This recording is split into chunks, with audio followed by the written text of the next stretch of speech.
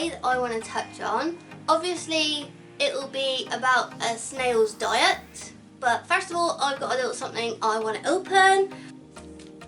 I've got a little parcel that's arrived this morning. This is from Alternative Inverts, so I'm going to open this up quickly to see what's inside, and then I can continue on with what I wanted to talk to you about today. Now, I did know I was having something coming from Kieran. I wasn't sure if he remembered.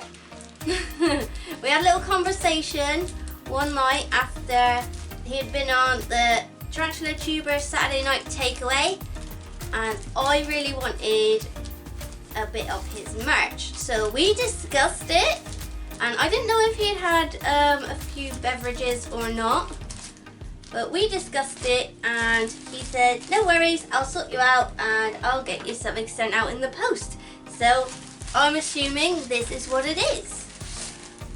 Oh, wow! Alright, this is awesome. Oh my goodness me. These look like an updated version of his older sticker. We have these ones. His last ones that I have just had the plain black background, but this has like some blue smoke behind it. Really, really awesome. And I've got another set as well, which are like a metallic-y, shiny with, that's really awesome as well, with like a smoky background on. Very cool, thank you very much. God, where am I gonna put all these? My door's running out of space. I've also got an Alternative Inverts wristband, and it says on the back, Kieran's little saying, fuck it, eh it? Is that how he says it? Fuck it, eh it? Something along those lines. I can't do his accent, but I've got that and an Alternative Inverts lanyard. That is really sick as well. I actually need a new one. My old one's looking a bit faded. I have my car keys and that on. But that's not it. I really wanted one of his t-shirts. So look which one they have sent me. A pink logo on it. It's pink. It's pink. That's cool. That is awesome. I am so pleased. Thank you so much, Kieran and Rachel. Let's not forget Rachel, because she's a huge part of Alternative Inverts as well. Thank you so much, guys. That pink, that is totally me. That's brilliant. Thank you so much. I also asked in one of my recent videos, if you've seen it, my pink dragon millipede video, I had a little look through their enclosure to see how many millipedes I had in there, because they had been breeding, and I asked you guys to guess how many you think there were from the ones that I showed you that I found in the enclosure. So out of all the guesses, and there were loads, and they were all really, really close. There were some really funny comments, like that was brilliant. I love how you lot have got some great humour about you. Some really ridiculous amounts of guesses, but you know, in like the thousands and stuff. Like, I could only wish for that many toy pink dragon millipedes, but it was brilliant to read. So if you guessed anywhere within the higher end of the 30s, you were very close. If you guessed somewhere in the mid to low 40s, you were also very close. My mum got very excited. She thought she nailed it. She guessed 40.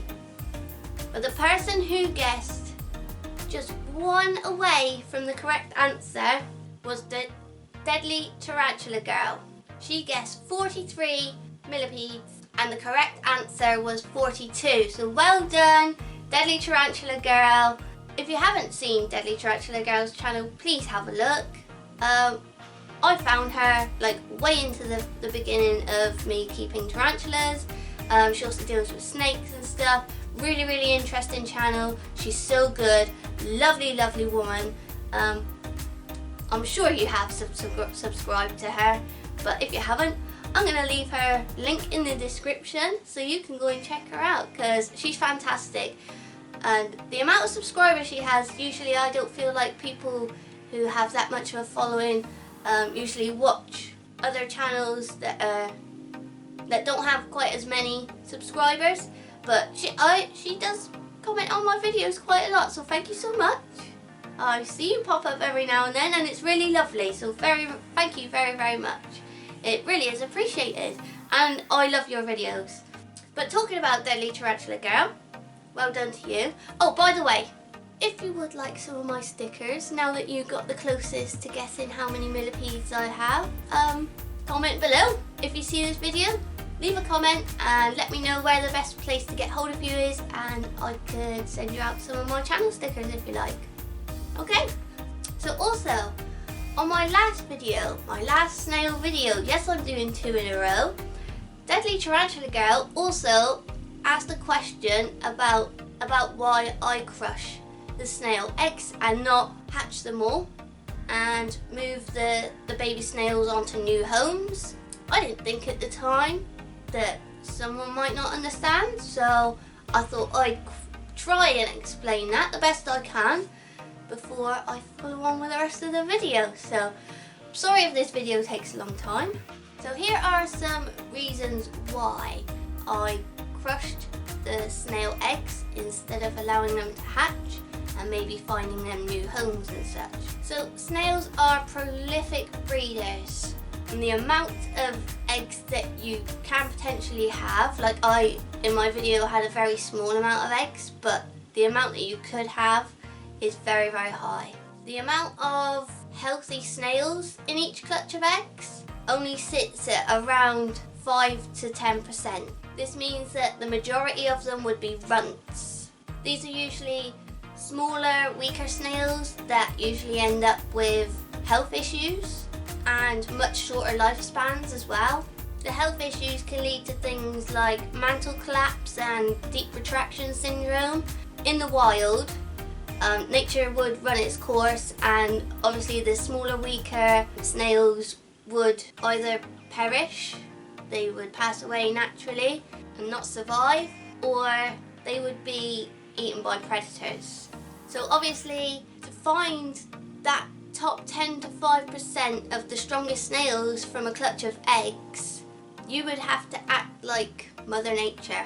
You would have to keep the whole entire clutch, hatch them, and then from 4 weeks old, you would have to cull off the smaller, weaker, any deformed snails every 4 weeks up until 16 weeks, and you should compare them to the largest, healthiest snail that you have from that clutch.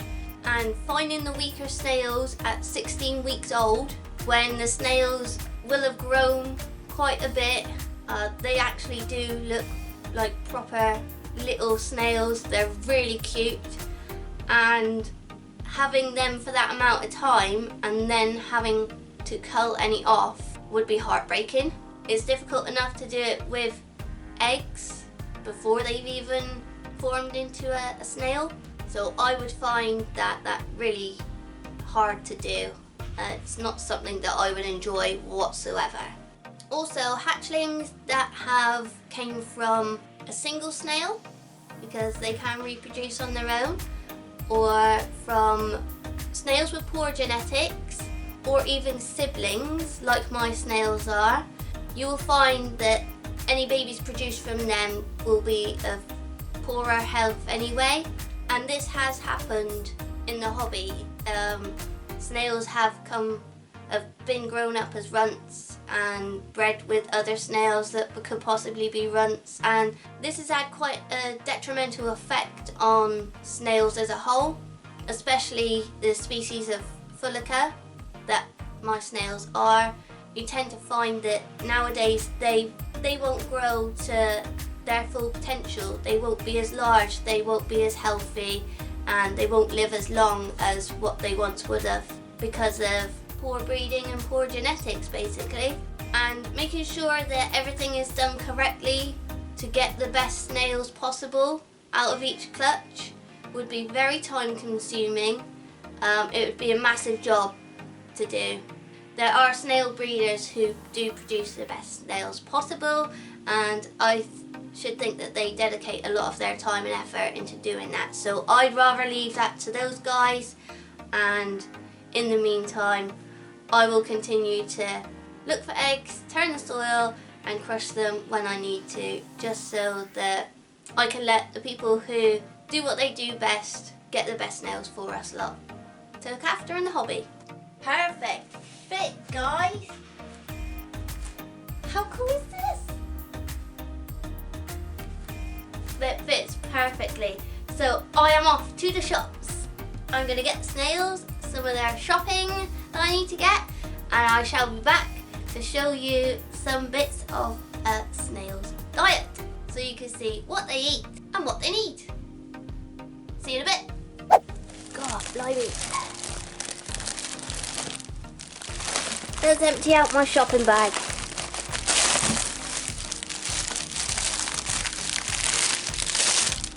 Alright, this looks like a lot for my snails, but they actually eat quite a bit, and obviously there's some stuff here that I can use myself as well. So even though I don't eat this type of thing, I'm more of a pizza or a burger and chips kind of girl, but it still can be used. This is a sweetheart cabbage. I've got some basil, which I'm trying my snails with for the first time, a sweet potato, some peppers, blueberries, some mushrooms and a carrot.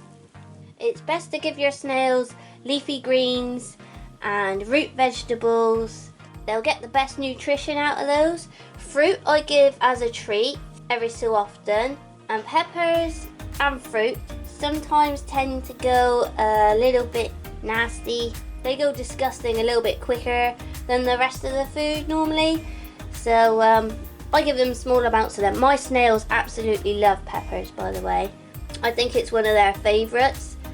I never give them lettuce or cucumber, only for a rare occasional treat as well, purely because it has little to no nutritional value and they get hooked on it. It's like the McDonald's equivalent in snail food, but it has barely any nutritional value to their diet, so I stick with stuff like this a lot of the time. Everything is washed and chopped.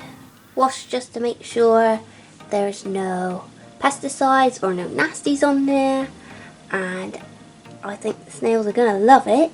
I'm gonna do a little experiment. I'm gonna get the snails out, I'm gonna put them on the big cabbage leaf in the middle and see where they go to eat first, see what kind of food they're feeling today.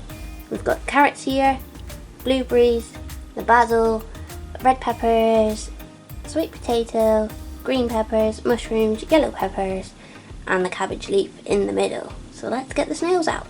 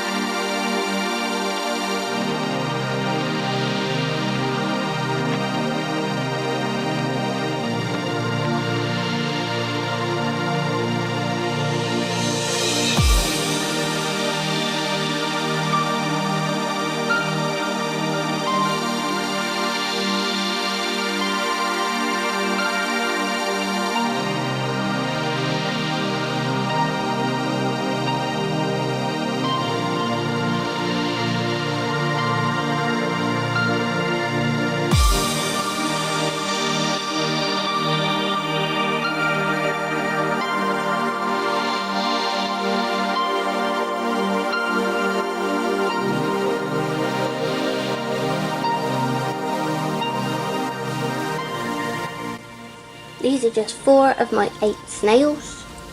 It's good to give them a nice varied diet, sticking with those nice leafy greens and root vegetables and little treats every now and then. But snails don't just live off of foods like this, they also need and they eat calcium and protein as well. as part of their diet. Let's have a little look at the snails eating here before I move on to their protein and calcium.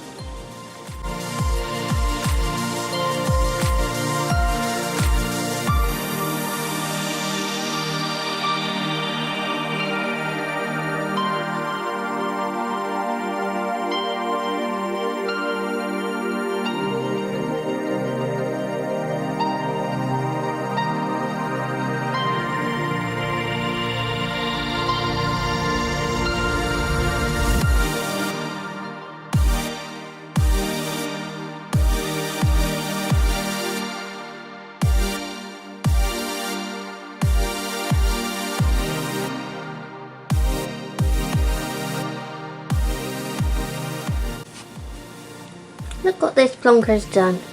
He's chewed a hole all the way through the cabbage and is now making his way through said hole to go find something else.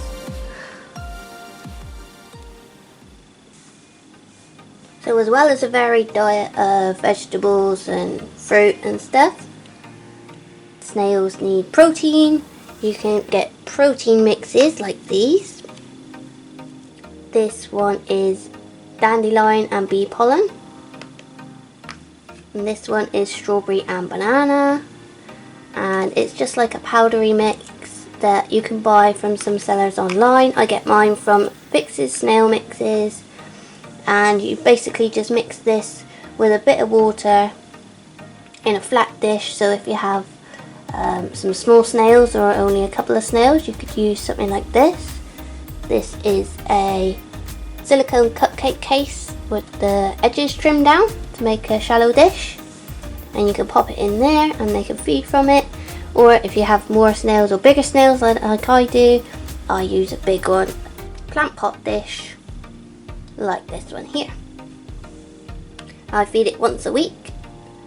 And you can also use things like these uglies, I'm not a fan of, Morio worms or mealworms. Your snails will get protein from those as well. You can also use fish flakes soaked in water, and I've heard of people using fresh meats as well, like beef and chicken. Sometimes I think they give them minced beef and chicken, and they'll put that in a dish and put that in with their snails as well, but that's not something I'd be a fan of. I don't think it's probably really good for them, but not something for me. I think it might end up a bit stinky and disgusting, so I do prefer using these. It's part of the snail's diet to keep them nice and healthy and give them everything they need. Another thing your snails will need is calcium. And they most definitely need, 100% of the time, need cuttlefish bone. There are two sides to the cuttlefish. One side is rather hard and the other side is kind of softer, so you can make an indent with your nail in the top of it, and that's the side that the snails will rasp on and get their calcium. So every snail enclosure should have cuttlefish in it. You can also use things like this. This is oyster grit. You can lay that in little piles around your enclosure, or just sprinkle it on top of the soil, and they will go for it whenever they need it. And these here in this little bag are two wrapped up in tissue, but this one I've unraveled for you. This is a calcium cake. It's rather dusty, and you can leave those in your snail's enclosure as well for them to get calcium. Told you it was dusty. Calcium dust, not dust. Or you can sprinkle that around, crumble it down a bit and leave it around the enclosure as well. But these are just extras to give alongside cuttlefish. Cuttlefish should be your main part of their calcium, and they should have that in there at all times. And that helps their shell growth, and again, keep them nice and healthy and growing as they should be. Just this one munching on a bit of cabbage. Thought I'd end the video with it. So, while I do end the video, I also had a message from a lovely lady called Natalie Foster. I hope you don't mind me mentioning this, Natalie. She says she has 77 Fulica jadazi and 4 reticulata. She named 2 of the Fulicas Kaya, I think that's how it's pronounced, and Willow from the movie Willow. But she would appreciate ideas from me and my fans, that's you guys, for names for her other slime babies. Please and thank you. And P.S. Rocket is so cute. So Rocket hasn't been in this video, but she has 77 Fulica and 4 reticulata, and she's only named 2 of the Fulicas. So there's a lot of names we need to come up with, guys. I am gonna post mine in the comments to give her some ideas. If you guys could do the same, that would be fantastic, because that's a lot of snails to name. If you could do that for us, that would be fantastic. And I hope that you have enjoyed watching my snails and seeing what type of food they eat. Don't forget, there will be a list of good food for them and not so good food for them in the description box below, along with the links to the channel for Deadly Tarantula Girl and alternative inverts for my new t-shirt today. So from us guys, it is goodbye for today. Enjoy the rest of your week. We shall see you soon.